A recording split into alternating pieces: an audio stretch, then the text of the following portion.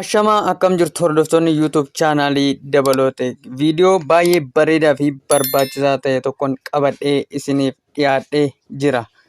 Viidiyoo sagalee isaa baay'ee jaallatan yookaan viidiyoo audiyoodhaan daawunlood godhachuu yoo barbaaddan akkamittiin daawunlood godhachuu dandeenya kan jedhu waliin ilaalla. Akkasumas viidiyoo baay'ee kwaalitii qabuu fi sagalee baay'ee kwaalitii qabu karaa yuutuubii akkamittiin daawunlood godhachuu dandeenya. Namoonni baay'een keessan ni beektu jedheen yaada. Akkasumas immoo namoonni hin beekne sirriitti isin fayyadaa jalqabaa hanga dhumaatti daawwadhaa. Viidiyoo daawunlood godhachuu yoo barbaanne akkamittiin viidiyoo kwaalitii qabu akkasumas sagalee kwaalitii qabu akkamittiin buufachuu dandeenya kan jedhu waliin ilaallaa. Yoo chaanaalii kanaaf haaraa taatan sekeendii muraasa isinitti fudhata. Iddoo subscribe jedhu kanarra tuquudhaan achumarra tuquudhaan viidiyoon yeroo yerootti gadhiisu dafee akka isin qaqqabuuf olirra kaa'achuudhaan na hordofaa isiniin jedha. Egaa otoo YouTube irraa viidiyoo garaagaraa ilaallu viidiyoo baay'ee bareedaa argines haa ta'u yookaan immoo search godhannee kan arganne tokko akkamittiin daawunlood gochuu dandeenya. Akkasumas YouTube irraa viidiyoo gaafa daawunlood goonu iddoo daawunlood jedhu kanarra tuquudhaan daawunlood inni goonu asuma YouTube jalatti hambisaa jechuudha. Laayibireerii YouTube jalatti hambisa. Faayidaan isaa yeroo konneekshiniin hin jirre yookaan yeroo daataa hin qabne yuutuubii irraa seennee ilaaluu dandeenya jechuudha. Inni kun garuu dhaqee galarii jala nuu kaa'a. Inni karaa viidmeetii daawunlood godhannu dhaqee galarii jala nuuf kaa'a. Inni kun garuu yuutuubii jala malee namaaf dabarsuu hin dandeenyu. Yuutuubii jala qofa nuuf kaa'a galarii keessa nuun kaa'u jechuudha. Garaagarummaan isaanii isaan kanaadha. Kanaaf akkamittiin daawunlood godhachuu dandeenya? Egaa kana gochuudhaaf jalqabaa aappii tokko qabaachuudha. Aappichis viidmeetiidha. Viidmeetii isa kaanirraan adda kan ta'e jechuudha. Egaa aappii viidmeetii kana telegiraamii Dabalooteek jedhu jala isiniif kaa'een jira. Aappii telegiraamii irra galuudhaan Dabalooteek jettanii search gochuudhaan ilaa kunoo isa kanaadha. Asirra tuquudhaan aappiin viidmeetii kun kunoo iddoo kanarra jira. Iddoo join jedhu kanarra tuquudhaan join erga gootanii booda beez app isa jedhu kanarra tuquudhaan install godhattu jechuudha. Sana booda eega baatanii booda YouTube irra seenuudhaan viidiyoo barbaaddan sana yookaan YouTube irra seenuudhaan faaruus haa ta'u sirba barbaaddan sana search godhachuudhaan baafattu jechuudha. Fakkeenyaaf ammanii nagaa sirba nagaa dheengadda dhiyoo kana bahe kanan sagaleedhaan buufachuu barbaadaa jira. Egaa viidiyoo kana buufachuudhaaf iddoo share jedhu kana tuquudhaan gara fuulduraatti deema. Yeroo kana Facebook Lite message jedheetu appilikeeshinoota moobaayilii korra jiran naa fidaa jechuudha. Isaan keessaa viidmeetii yoo dhabe iddoo sarara tuqaa sadii more jedhu kanarra tuquudhaan gara fuulduraatti deema. Sana booda viidmeet kan jedhu optionii kunoo naa fidee jira jechuudha. Sanarra tuquudhaan gara fuulduraatti erga deeme booda kunoo optionii garaagaraa naaf fida. Yoo sagaleedhaan buufachuu barbaaddan muusik iddoo jedhu kana jala kunoo 128K 48K 128K 256K kan jedhu kanarra tuquudhaan fakkeenyaaf 256K kanarra yoo tuqne buufachuu barbaanne kunoo meegaabaaytii 5.19 gaafataa jechuudha. Asitti sabbaa 128 kana yoo barbaanne immoo meegaabaaytii 4.9 duwwaa gaafataa jechuudha. Kanaaf yoo kwaalitii gaarii barbaaddan ta'e isa meegaabaaytii guddaa qabu kunoo kanarratti tuquudhaan buufachuu dandeessu, daawunlood godhachuu dandeessu. Akkasumas viidiyoodhaan kwaalitii guddaa kan qabu daawunlood godhachuu yoo barbaaddan akkasumas kwaalitii gadaanaa kan qabu meegaabaaytii gadaanaa qabaa jechuudha. Fakkeenyaaf 444p kana buufachuu yoo barbaanne kwaalitiin viidiyoo keenyaa baay'ee xiqqaadha. Garuu meegaabaaytii 6.89 jechuudha. Meegaabaaytiin isaa iddoo moobaayilii keessan keessaa iddoo guddaa kan qabanneef gargaara. Fakkeenyaaf asirratti 1080p15 kan jedhu kun meegaabaaytii 554.52 qaba. Isa 144 kanaa wajjin baay'ee garaagarummaa qaba jechuudha. Akkuma kana yoo viidiyoo kwaalitii qabu buufachuu barbaaddan asirra viidiyoo xiqqoo ishee kwaalitiin isaa isa amma isaa 1080 hin geenye kana buufachuu barbaadan 720 kunis baay'ee bareedaadha. Hin gatamu jechuudha. Baay'ee ariitiidha. Inni kun iddoo guddaa qabata. Kanaaf isa 720 kanaan daawunlood yoo godhattan gaariidha. Sagalee immoo akkuma kana kan hafanis jiru jechuudha. Viidiyootti gargari. 256 kuni asirra tuqxanii iddoo daawunlood jedhu kanarra tuquudhaan daawunlood godhattu jechuudha. Fakkeenyaaf ilaa kun daawunlood naaf gochaa jira jechuudha. Sagalee qofan daawunlood godhe. Egaa mee sirba nagaa piis jedhu kana oolumaan dhannee muuziqii yookaan audiyoo jala ilaallaa jechuudha. Nagaa piis kan jedhu kun bifa kanaan naaf buusee fidee audiyoo keessa naaf kaa'ee jira jechuudha. Karaa biraanis karaan ittiin viidiyoo jaallattan tokko search gootanii daawunlood godhattan asuma karaa viidmeetii jalaa viidiyoo baay'ee jaallattan tokko kan sagalee isaa qofa dhaggeeffachuu barbaadan akkaataa ittiin daawunlood godhatan viidiyoo yookaan audiyoo qulqullina isaa qabu jechuudha. Audiyoo baay'ee bareedaa baay'ee jaallattan tokko akkaataa ittiin viidmeetii jalaa daawunlood godhatan.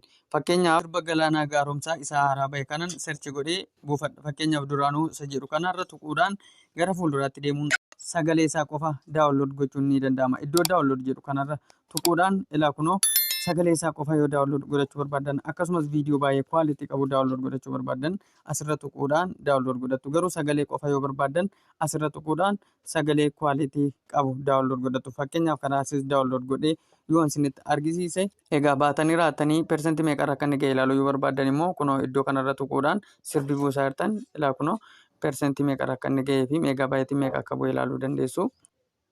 Egaa ammas sirba Galaanaa kana audiyoo jala dhaqee akka inni naaf galchin deemee ilaalee isinitti argisiisaa jechuudha. Fakkeenyaaf asitti Galaanaa Gaaromsaa audiyoo jala jechuudha. Sirba Galaanaa Gaaromsaa duraanuu kan jiru kunoo fidee audiyoo jalatti galchee naaf kaa'eera jechuudha. Bifa kanaan yuutuubii irraa viidiyoo sagalee isaa qofa dhaggeeffachuu barbaadan yookaan faaruu sagalee isaa qofa dhaggeeffachuu barbaadan daawunlood godhachuu dandeessuun isiniin jedha. Galatoomaa ulfaadhaa. Viidiyoo lammataan hanga walitti deebinutti nagaatti. Ashamaa akkam jirtu hordoftoonni yuutuub chaanaalii Dabaloote. Viidiyoo baay'ee bareedaa fi barbaachisaa ta'e tokkoon qabadhee isiniif dhiyaadhee jira. Viidiyoo sagalee isaa baay'ee jaallatan yookaan viidiyoo audiyoodhaan daawunlood godhachuu yoo barbaadan akkamittiin daawunlood godhachuu dandeenya kan jedhu waliin ilaalla. Akkasumas viidiyoo baay'ee kwaalitii qabuu fi sagalee baay'ee kwaalitii qabu karaa yuutuubii akkamittiin daawunlood godhachuu dandeenya. Namoonni baay'een keessan ni beektu jedheen yaada. Akkasumas immoo namoonni hin beekne sirriitti isin fayyadaa jalqabaa hanga dhumaatti daawwadhaa. Viidiyoo daawunlood godhachuu yoo barbaanne akkamittiin viidiyoo kwaalitii qabu akkasumas sagalee kwaalitii qabu akkamittiin buufachuu dandeenya kan jedhu waliin ilaallaa. Yoo chaanaalii kanaaf haaraa taatan sekeendii muraasa isinitti fudhata. Iddoo subscribe jedhu kanarra tuquudhaan achumarra tuquudhaan viidiyoon yeroo yerootti gadhiisu dafee akka isin qaqqabuuf olirra kaa'achuudhaan na hordofaa isiniin jedha. Egaa otoo yuutuubii irraa viidiyoo garaagaraa ilaallu viidiyoo baay'ee bareedaa argines haa ta'u yookaan immoo search godhannee kan arganne tokko akkamittiin daawunlood gochuu dandeenya.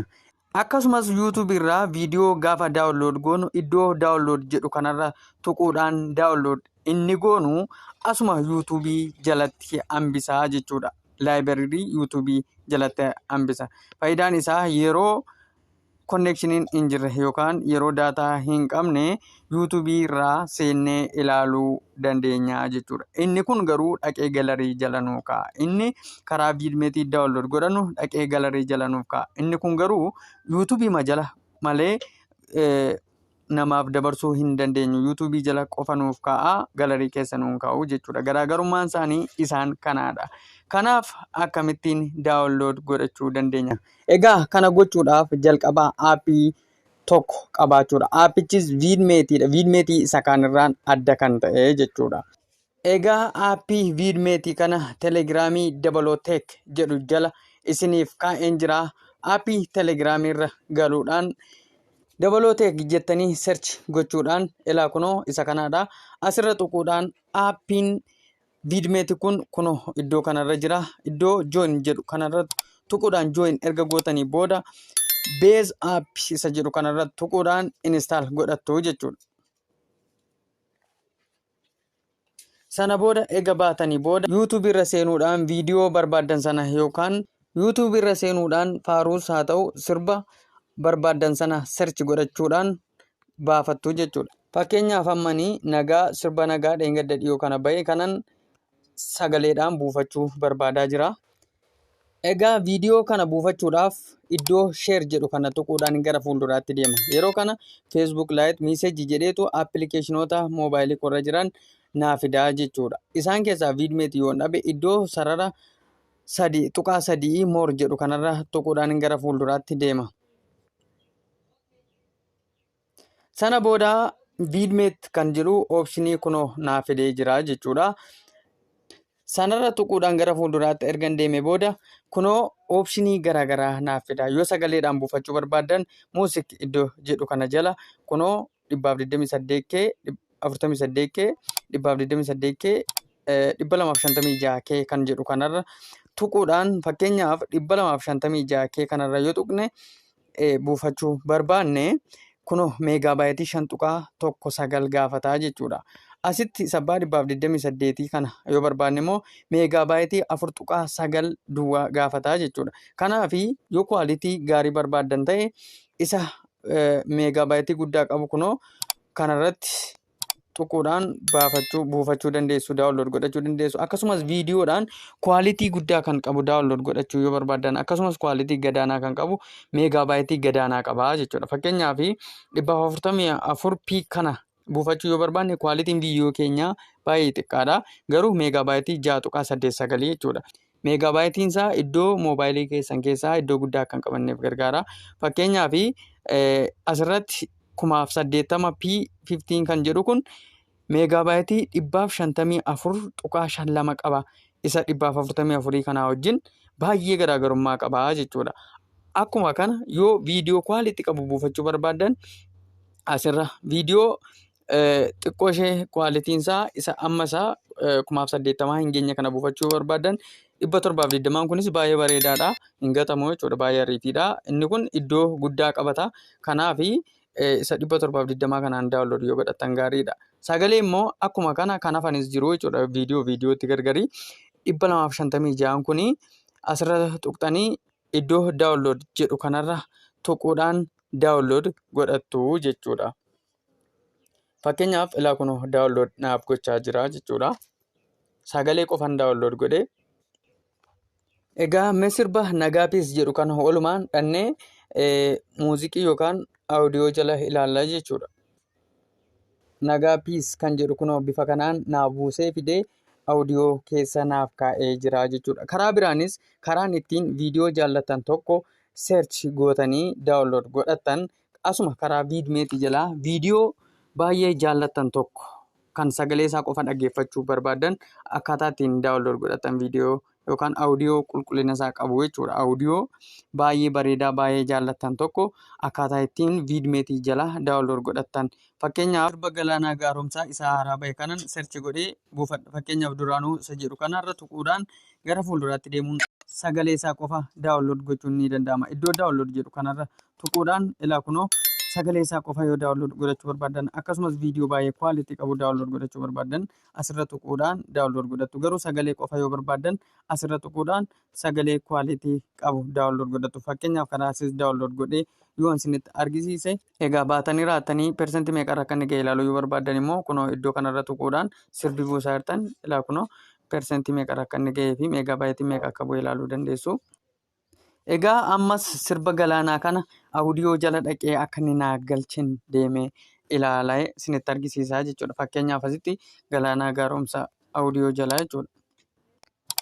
Sirba Galaanaa Gaaromsaa duraanuu kan jiru kunoo fidee audiyoo jalatti galchee naaf kaa'eera jechuudha. Bifa kanaan YouTube irraa viidiyoo sagalee isaa qofa dhaggeeffachuu barbaadan yookaan faaruu sagalee isaa qofa dhaggeeffachuu barbaadan daawunlood godhachuu dandeessuun isiniin jedha. Galatoomaa ulfaadhaa. Viidiyoo lammataan hanga walitti deebinutti nagaatti.